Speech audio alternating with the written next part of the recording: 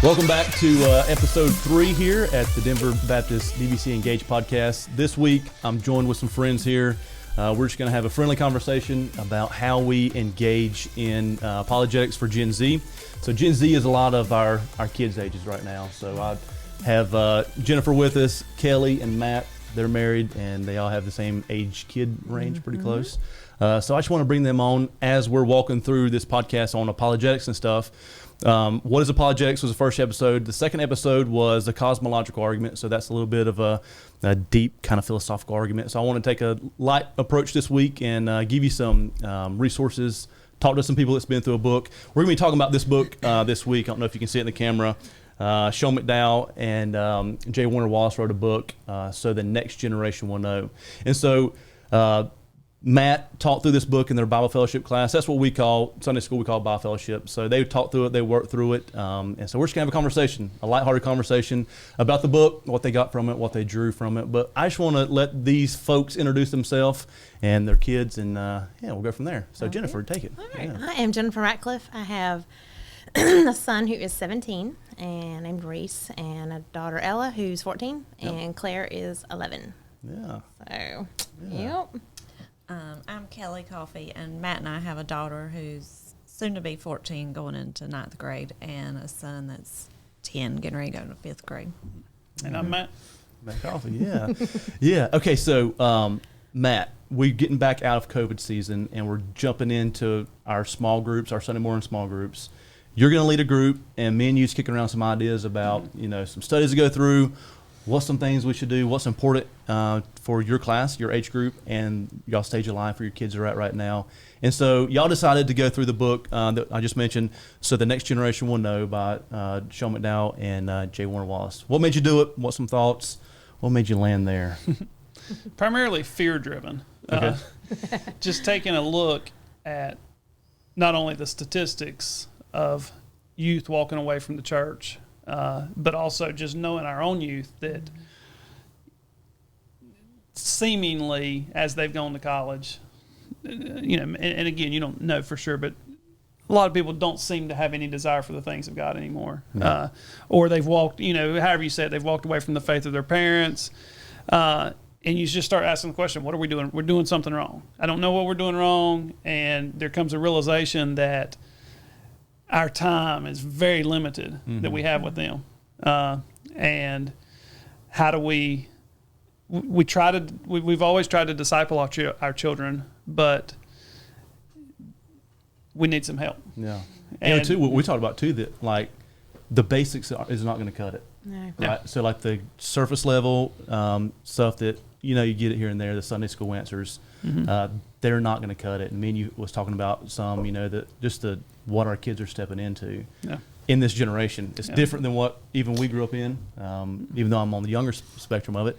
It still is different. I mean, it's a world of difference in just the last couple of years. They're a very skeptical generation. And it's, we kind of took a lot of we're Gen Xers, you're a millennial. Yeah. But don't say that as a shot. Anyway. But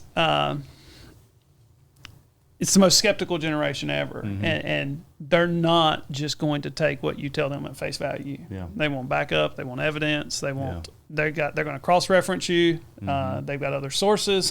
Yeah. So you can't just come in with some...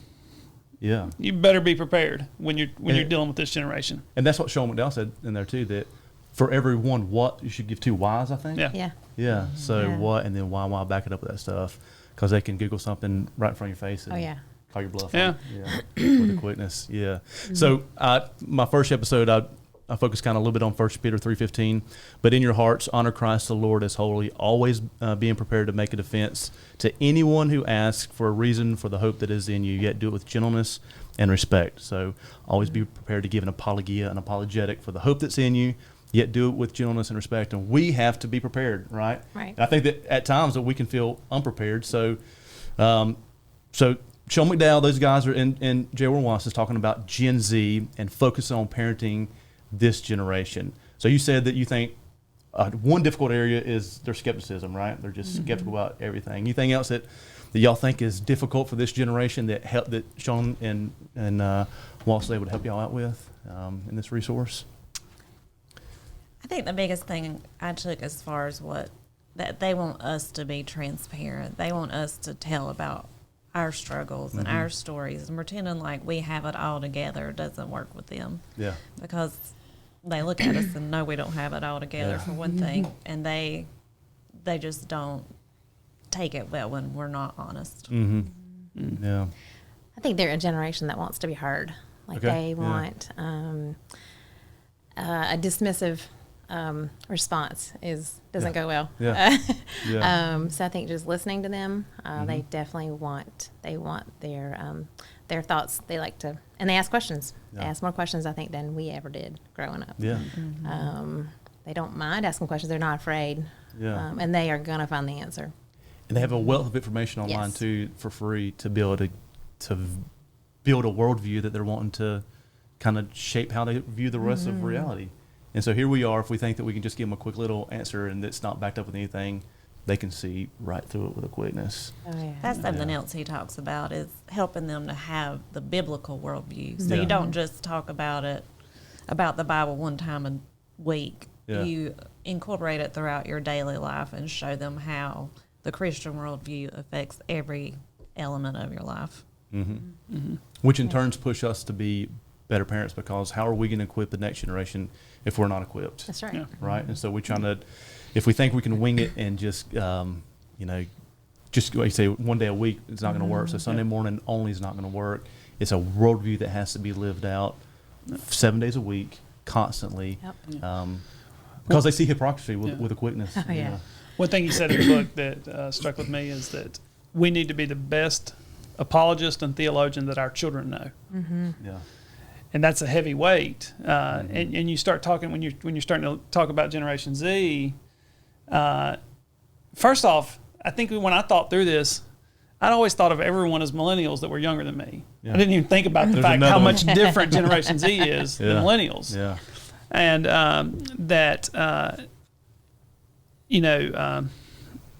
how different they are. I forgot where I was going with that. Yeah. I do this all the time. Well, yeah, but in order to say that they're So they should be we should be the best theologian and apologist that they know. Yeah. And what that takes is work on our part. That we have to be prepared, and we have to be willing to dedicate the time and the energy that it takes, because they're finding these answers somewhere. They're wanting. They're searching, and you have to be there. It's not, like the old song, "Jesus loves me, this I know, for the Bible tells me so." They don't seem to be like they want to know more. And I don't know whether it was McDowell or whether it was in the apologetic study we went through. Yeah. He talked about how apologetics helps block out the noise of the culture so that they can hear the gospel in it. That it's not this loud sound drowning out what you're trying to say. So you're not replacing anything, but that's a lot of what I took. Yeah. So in order to understand, so for instance, if we go to overseas missions and say we go to, I don't know, Asia or something, we learn the Asian culture. We learn about that people group. We learn about what makes them mad, what makes them happy, how they view the world. Gen Z views the world completely different than any generation ever has. Yeah. And in order, I think what they did real good here is in order to understand or to teach and disciple this generation, we got to understand this generation. Yeah. They're not gonna take the same approach that we do to understanding stuff. For one, objective truth is a question for them. Yeah.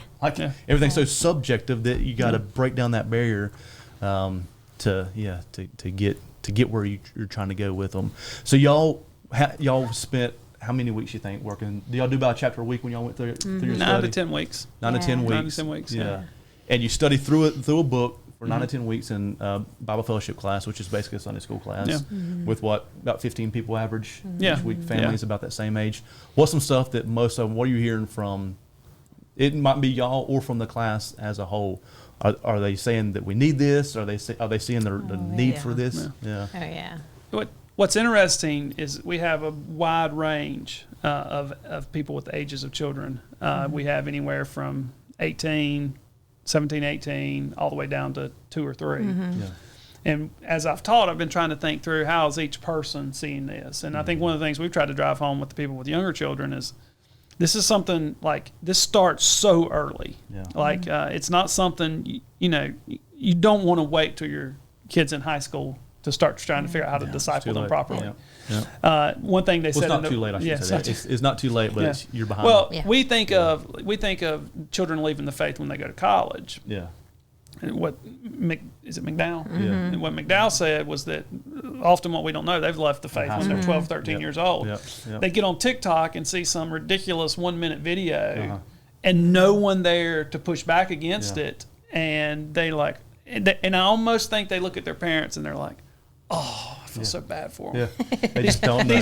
These pure little simpletons. They don't even they believe this they believe this book that was written thousands. It's so inaccurate. And there's not even a God. And there's all these things. And I really think they feel sorry for us when they look at this stuff and they're like, they've devoted their life to this. And meanwhile, they don't even know their parents have thought this stuff through. Yeah. But too often we haven't thought this thing through. Well, that was the next. And early on, they're encountering atheists. Yeah. I mean, 4th grade, Jackson's already encountered a kid who's proclaiming to be an atheist, and then Madison. In what grade? In 4th grade? And then in 8th grade, one of Madison's good friends, confessed to her that she doesn't believe in God, and then another girl as well. So, they need to be solid in that, because then they start, especially in the middle school, making fun of her for her beliefs. Early on. Or watch this video. This is what you believe is ridiculous. Watch this video. And if we've not talked at all to our children about this, we could. And this, I struggle with even saying this out loud. If I don't know whether I'm right or if I'm wrong, but we could have went through through the Bible, because he talks about two whys for every what. Yeah. Theology is what we believe. Yep. The whys are why do we believe it? Why do we believe this is true? Yeah. I know in my own walk, there's a lot of things in the Bible that are complicated. Sure. That they're like, man, is this true? Is this it seems pretty far-fetched. Yeah. And for me, it was the case for Christ that I think Kelly read through it first, and I reluctantly read through it. And I was a baby Christian and didn't even act like one at all. And the empty tomb, for instance, wow, this really happened. There's good tremendous, this. It's not. So if I can stand on this, then Jesus affirmed these things. So for me personally, so I think the same thing. If I can go through the cosmological argument or whatever with my children and say, look, there is a God, there is a creator. It is obvious in creation. It's regardless of what you're going to hear, here are the facts. This is what science has shown us, these things. So, and then again, like the empty tomb, and that's it. And Jesus affirmed this. You don't have to know every piece. You don't have to know every detail, but you have something solid to stand on. And that changes your kid's mind, because like you said, oh wait, these simpletons have thought this through. That's exactly right. And so and this is stuff that we can be equipped on. If just say your high school or whatever comes home and they're struggling, and they say, let me just walk through a couple arguments with you. Just think these things through. The cosmological argument, whatever began to exist has a cause. The universe began to exist, therefore the universe has a cause. And say, listen, I know your friend is an atheist, but in order to deny this and for this to be a false argument, one of these premises has to be false. Which one do you think it's going to be? And start thinking that through and say, not only that, the universe is finely tuned. And behind fine-tuning, there's got to be a designer behind this thing. And you can go from cosmology to biology and see fine-tuning in the universe and the cell and all these things. In order to have information, there has to be an information giver. And then you can walk into the moral argument, or you can walk into the resurrection argument, that this Jesus of Nazareth died on the Roman cross, was dead, buried, rose again on the third day, and point out the historical facts. And all of a sudden, they're like, and if this happened, what did he have? So now all of a sudden, what he had to It's a say. game changer. That's exactly right. If Jesus walked out of that tomb, It's a game changer. Yep. I better pay attention to what he said. That's what Paul says in 1 Corinthians 15. If it didn't happen, we're the most to be pitied. Yeah. But in fact, it did happen. Yeah. Therefore, yeah. Well, and I think one of the things that we talked a lot about in this book is trying to understand their generation. So they're going to be much more receptive to those arguments or just even those conversations if we know them. Yeah. And I think that is, just trying to understand who they are. Yeah. And it's annoying, their TikTok arguments or their TikTok videos. Yeah. Like, we don't want to watch them, but Yeah. it promotes conversation. It does. Yeah. You know, Yeah. and just stepping into their world and not, because I think like Matt said, a lot of what drove even this class was fear. Yeah. Sure. Yeah. It is frightening is. to have. How quickly they can go from, from where they, from this sweet little 6-year-old to like, I don't believe anything you say. That's right. Yeah. Prove it. Yeah. Yeah. And two, when we have these conversations early, I'm sure we've all had faith struggles, right? Sure. Yeah. Sure. Do you think they're going to be more or less likely to come to us? Mm-hmm. Because part of what we're doing is in some ways saying, one of the questions, like, what's the hardest, like, I know you said this specifically in the book, is when we talk about faith, when we go through the Bible, when we're doing devotional time, what's hard about that for you to believe? Talk to me about some of your doubts. Yeah. Because then when you promote that, then that opens them up like, okay, when I've got my atheist friend who's saying, hey, you really need to watch this. Now they at least have someone that they know that they can trust to come back to and say, hey, this is what they're showing me. This doesn't feel right, but there's a relationship of trust that's been built there. Right. Mm-hmm. For sure. Yeah. For sure. And two, it makes them even just in that moment. So in the young years, high school and even into college and stuff, sin is so prevalent in so many areas that it's easier to feel better about your sin if you don't think there's a God, but in the back of your mind there really is, and you're using that as just a cover up. Maybe my friend is right, there isn't a God who is just and all these things. And so at times when sinful temptations happen to these kids, it's easier for them to say there's no judge who is just in this. And so they might come back to the faith later on, but then they come back to the faith with this world of hurt behind them, of years of bad decisions and even addictions or whatever it might lead into. Go ahead. No, that's good. Yeah. Okay, so we talked about Gen Z a little bit, and then so we kind of weaved in apologetics into that. So as parents, how does apologetics fit into Gen Z and discipling this next generation? Just a little couple words before that. I think it's Francis Schaeffer said that apologetics is pre-evangelism. So some of our kids might not even be believers right now, or their friends might not be believers. So like somebody comes over the house and we use apologetics as pre-evangelism. How important do you think it is to be prepared to give a defense to our kids? Very important. Very. And what do you think is going to be the main? Is it going to be scientific arguments? Is it going to be moral arguments? Is it going to be dealing with gender? What do you think is going to be the hardest one for this next generation? Go ahead. We can go around. Y'all can all do one. I think the homosexuality, and that's where they're really getting pounded. Like, how can you say this is wrong? How can God say this is wrong? How can you say anybody that loves anybody is wrong?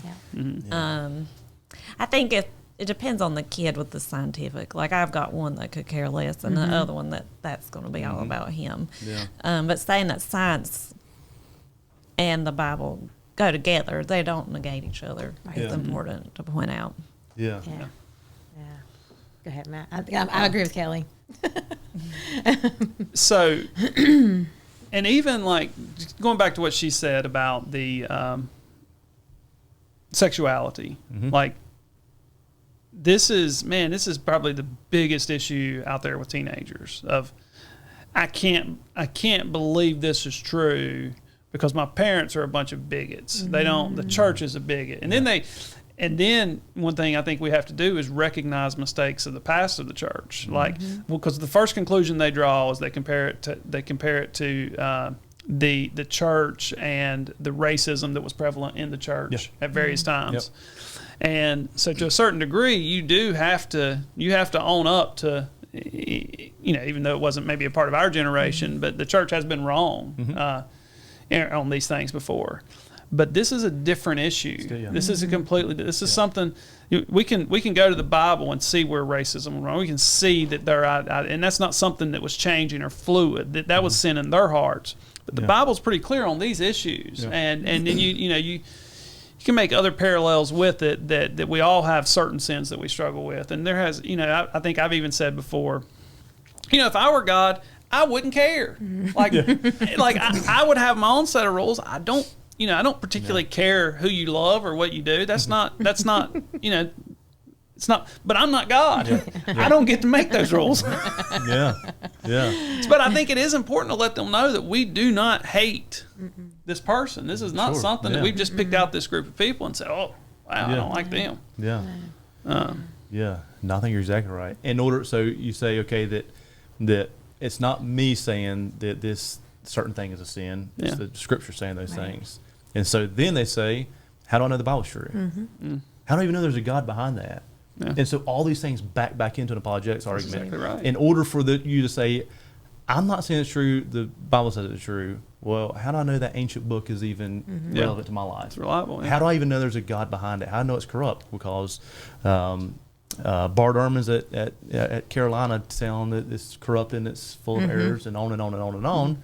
And he sounds like a pretty smart guy. He's got a PhD in it. How do I believe these things? So it goes back again to apologetics. Yeah. Back again. You're having to block out noise. Yeah. You're having to block out noise so they can hear truth. That's true. That's where and the church has done a horrible job with this. There's that funny Babylon Bee article about that where they're praying off the seniors to go face a dangerous world. And God grant them, we could have worked on this for the last 18 years. They're praying for them on the way out. Yeah, on the way out.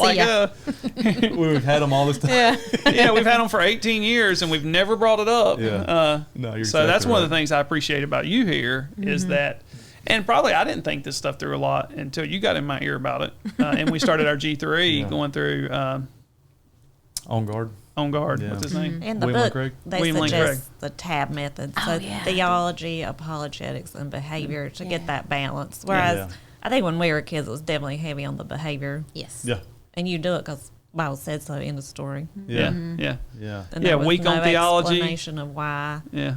Yeah. Weak on theology. And he talked about through, and I think a lot probably of youth pastors would tell you this, it's the largest reason why even non-Christians will bring their children to youth because they want it to be focused on focused on behavior. If you can somehow keep my kids away from drugs and getting pregnant, that's right. You won. You won. You've done your job. That's all you need to do. Yeah. And it's just not true. There's but it's something that I know I even struggle with right now as I'm teaching through this stuff. And it's the TAB method is important to remember that it's theology, apologetics, and behavior because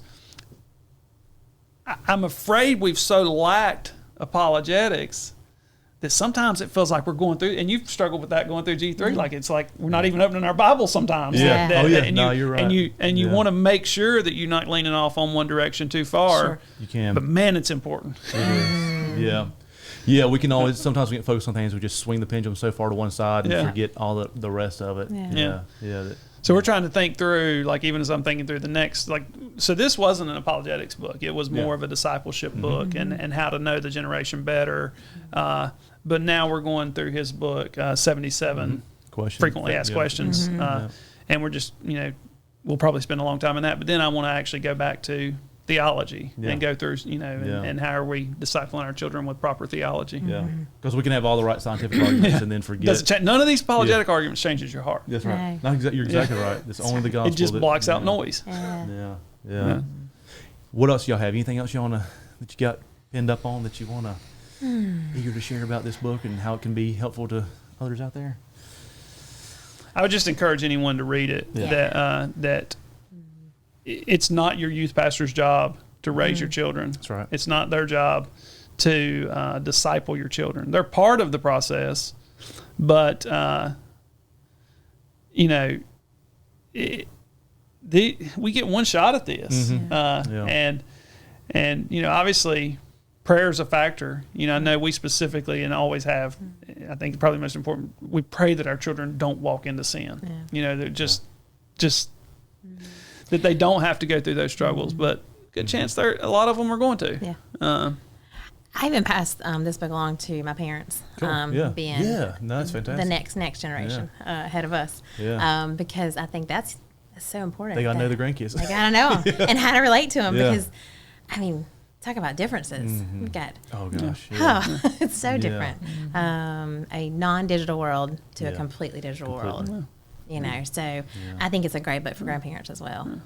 To try to relate and pour in to grandkids. I think the biggest thing is, in order for us to be heard by them, we have to first listen to them and not just squash down their ideas and act like they're stupid. Like, we really have to listen and understand where they're coming from, and that they're in a very difficult place. They are.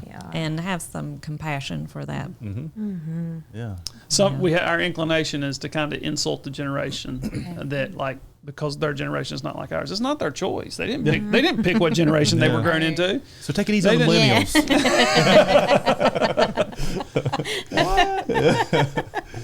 No, you're exactly right. Good. Anything else, y'all, in closing? Oh. Did we cover it good enough? Yeah, we appreciate what y'all are doing here. Absolutely. Helping us. I know. Yeah. So like I said, guys, this is just a resource this week, and hope you pick it up so the next generation will know by Sean McDowell and Jay Warner Wallace. It's a good help. It'll help you get kind of tuned in on what's going on with this generation. So share this podcast out, this podcast, let people know about it, and put it on social media, like it, do all that stuff you're supposed to do with getting the content out there. We hope it can be helpful for you. But until next time, God bless.